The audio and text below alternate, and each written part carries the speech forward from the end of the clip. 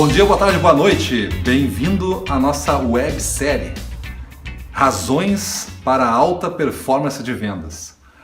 Em vários capítulos nós vamos discutir, em pequenas doses, algumas razões para a alta performance de venda. Parece algo misterioso, né? Mas ela tem uma explicação e a gente vai ver quais são os motivos que compõem essa alta performance de vendas.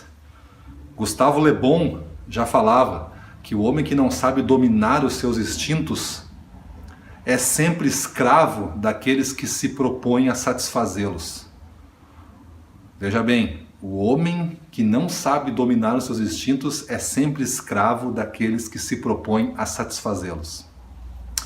Interessante isso, porque na minha vida como consultor, trabalhando com muitas equipes comerciais, eu encontro muito desses vendedores escravos. São aqueles vendedores que ficam muito à mercê do jogo do comprador. Eles entregam todo o jogo, colocam todo o jogo na mesa e deixam o jogo acontecer somente de uma parte, do comprador para ele, aceitando qualquer jogo, aceitando qualquer resultado. Então isso é ruim, porque isso acaba num jogo de uma miséria, né? Acaba num jogo pequeno, acaba num jogo de uma pseudo-fidelidade. Ou seja, o vendedor acredita que sendo um pouco mais submisso, atendendo a todas as exigências, sejam elas quais forem deste comprador, sem exigir nada em troca, ele acaba sendo agradável, o relacionamento é mantido e ele continua sendo comprado. Mesmo que pouco, ele continua sendo comprado. Interessante que isso reforça a outra parte do vendedor da baixa performance, que é essa coisa do valor final do pedido.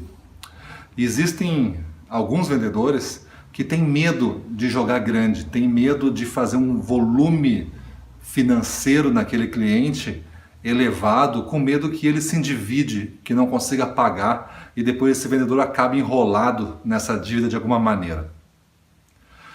Interessante que isso não acontece naqueles vendedores de alta performance, porque eles entendem basicamente que não é um jogo de ser barato ou ser caro, é um jogo de ser importante. Então quando você é importante, não importa o valor. Quando você é importante, a conta vai ser paga, porque você é importante para aquela loja.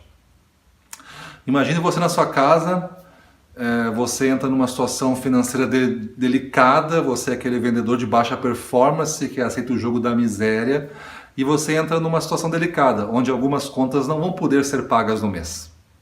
Então você coloca todas as contas na mesa e você decide quais vai pagar e quais não vai pagar.